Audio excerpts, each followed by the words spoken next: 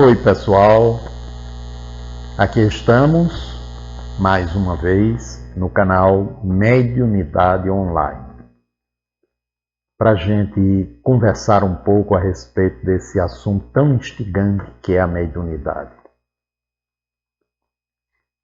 No vídeo anterior eu falei um pouco sobre alguns riscos, complementei a questão do estudo e reforcei falando a respeito de alguns riscos que existem, né, ao se participar de uma atividade mediúnica. Né? E é muito importante a gente saber que a atividade mediúnica ela importa na disponibilidade para aprender. Quando a gente pensa que a gente está numa atividade mediúnica para ajudar os irmãozinhos, e coloca irmãozinhos entre aspas, desencarnados, é um grande engano. Essa não é a tarefa principal. Na verdade, a reunião mediúnica é muito mais, utilizando um termo que não é adequado para doutrinar encarnado, do que os desencarnados. Né? Os chamados vivos do que os chamados mortos. Porque somos nós que precisamos muito mais. Os espíritos eles têm condição de cuidar dos espíritos, né, sem a nossa ajuda. Aos mortos, o cuidado com os mortos.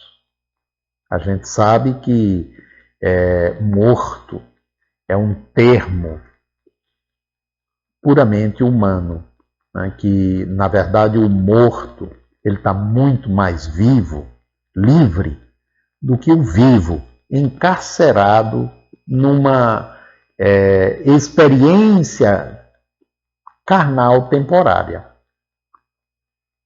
Então, o vivo de lá está muito mais vivo do que o vivo de cá. Mas ambos estão vivos. Não importa o plano, a dimensão em que se encontre. Porque o que morre, a gente sabe, é só o corpo físico. Né? As células, essas morrem. Mas a consciência não.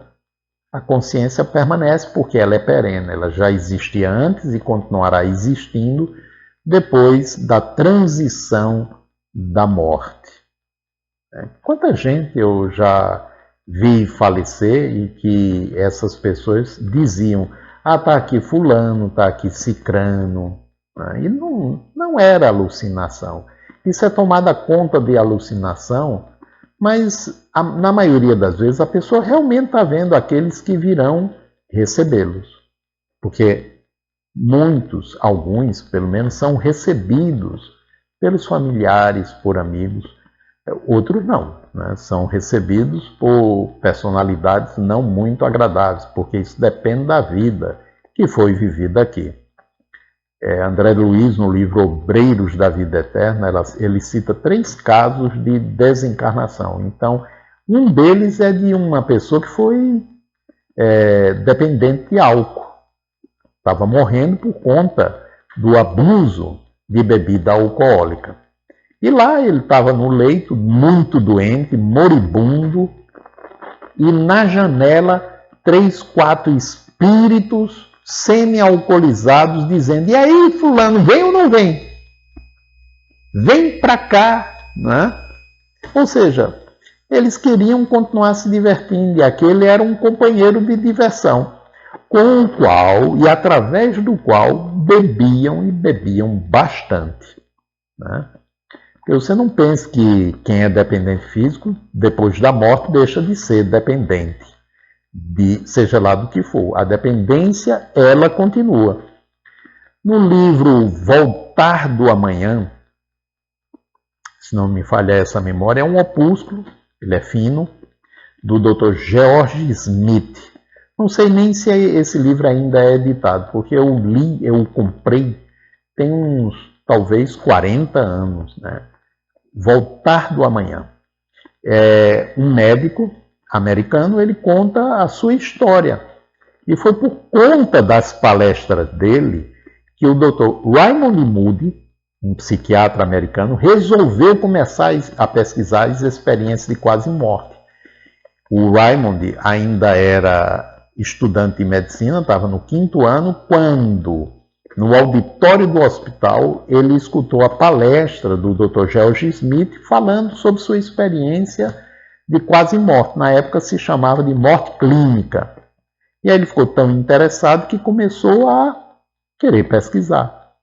E aí colocou nos setores onde havia maior possibilidade de ocorrer morte clínica um pedido que enfermeiros, médicos, se soubessem de paciente que passou pela morte clínica, comunicassem a ele. Aí ele colocou no setor de nefrologia, colocou no setor de cirurgia, né, de oncologia, né, e mais uns 2 setores.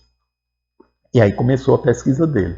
Mas o Dr. George Smith, no seu livro Voltar do Amanhã, ele conta que era estudante de medicina e na Segunda Guerra Mundial ele foi convocado pelo Exército e, como era estudante de medicina, ele foi servir num hospital do Exército, dentro dos Estados Unidos.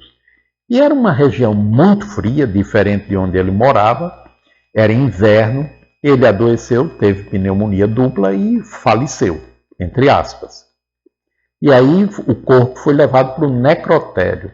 E quando já estava no necrotério, ou seja, já tinha um tempo, pelo menos 10 minutos ou mais, dele ter sido declarado em óbito, o maqueiro, né, percebeu um leve movimento de um dos dedos de uma das mãos.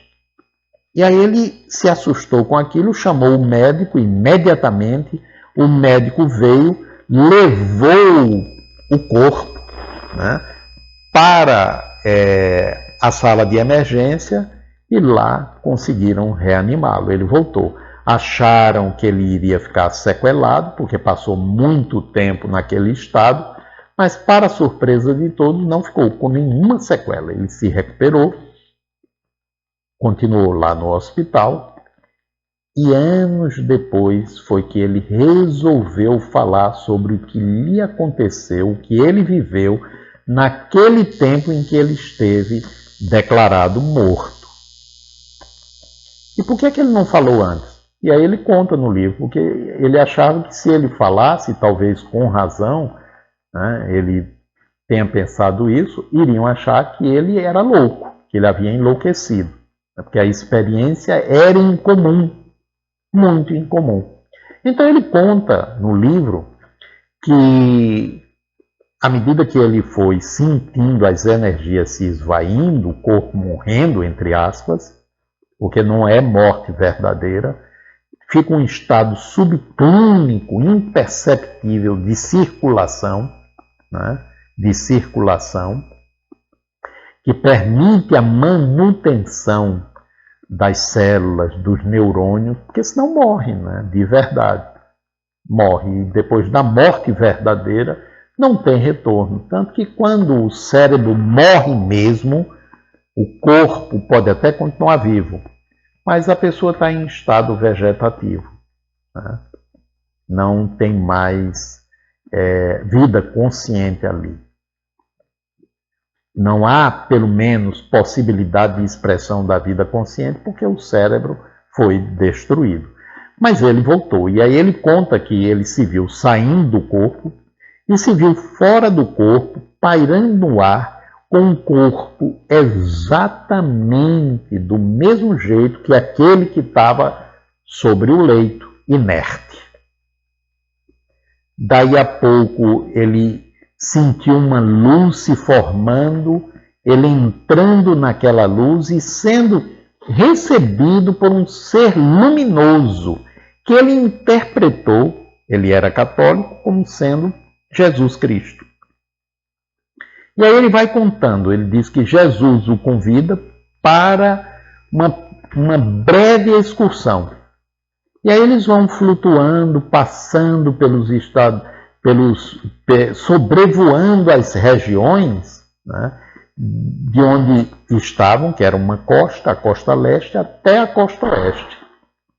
E aí passam sobre uma pequena cidade portuária e descem, né? No início dessa excursão. E descem e o ser luminoso o leva para o interior de um bar. E o bar estava cheio de marinheiros, bebendo muito. Uma boa parte já embriagada. E ele viu seres ao lado dos marinheiros. Ao lado de cada marinheiro tinha 3, 4, às vezes 5. E ele viu que eles absorviam os vapores que saíam do corpo dos marinheiros. E aí ele perguntou para o ser luminoso, mas o que é que está ocorrendo aqui? Ele disse, aí você está vendo pessoas vivas e pessoas mortas no vício da bebida. O vivo está bebendo e os outros sugando os vapores etílicos que eles exalam, ou seja, bebem através deles. E foi aí que eu vi pela primeira vez a expressão de caneco vivo, nesse livro do Dr. George Smith. E ele diz, mas não há nada a ser feito? Ele diz, não, por enquanto não, porque os encarnados precisariam querer mudar de atitude, e os desencarnados também. Mas, por enquanto, eles se comprazem nisso. Essa é a experiência que eles estão vivendo por algum tempo. E aí, de repente, ele viu que um marinheiro estava tão alcoolizado que desmaiou, né? E os 3 que estavam acompanhando desmaiaram também.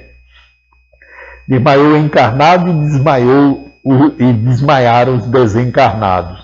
E aí eles saíram e continuaram. Até que chegaram em uma cidadezinha, desceram e entraram numa residência.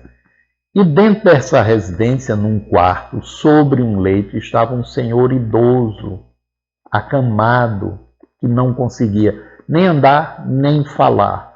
E uma senhora de idade cuidando dele, e um espírito de um jovem, ajoelhado próximo dos dois e continuamente repetindo, me perdoem, por favor, me perdoem, eu não sabia que seria assim, me perdoem. E aí ele pergunta também para o ser luminoso, mas o que é que está ocorrendo aqui? Ele disse, aquele jovem, ele se suicidou, é filho do casal, com o choque do suicídio, o pai teve um AVC, está acamado, paralisado, e a mãe está cuidando. E isso já tem 10 anos. Disse, mas o que é que a gente pode fazer? Ele disse, pelo jovem, por enquanto nada, porque ele está fixado nesse quadro. Mas vai chegar o dia que ele poderá receber ajuda. E aí partiram e teve as outras experiências junto com o ser luminoso. E depois o ser luminoso o traz de volta para o corpo, e aí é quando estão fazendo a ressuscitação e ele desperta, né? E aí, como eu disse, somente anos depois ele tomou coragem e começou a falar sobre a experiência e começou a ser convidado para a palestra. Naquela época não tinha Facebook, não tinha Instagram, não tinha e-mail, não tinha nada disso, né? Então, era através das palestras, e os jornais se interessaram pelo caso e começaram a falar. E a partir daí vieram as pesquisas do Dr. Raymond Moody, que com os anos estimularam outros pesquisadores, como Carl Oasis, um médico pediatra italiano que pesquisou o fenômeno da quase morte com crianças, né? E muitos outros pelo mundo afora, em universidades, fora de universidades. E hoje a gente tem uma evidência segura, né, de que a morte é somente uma passagem. E a reunião mediúnica, ela efetiva essa consciência, porque não há como você não efetivá-la. Você participando de uma atividade desse tipo, você vai tendo provas da sobrevivência, da imortalidade da alma, da permanência da consciência, da inteligência, dos sentimentos, da afetividade dos seres que passaram para lá, né? E aí você toma consciência realmente que esse plano que nós vivemos é um plano transitório com o objetivo de aprendizado e evolução, mas que o plano verdadeiro e permanente é o outro, né? É o outro, onde o espírito também evolui, não é só aqui. No início é muito importante essa etapa aqui, mas depois, quando já aprende o que tiver que aprender, não vem mais para aqui e permanece o processo evolutivo ou em mundos mais adiantados ou no próprio plano espiritual, né? Então, por isso que o estudo é tão importante, né? Junto com a vivência, unindo prática com teoria.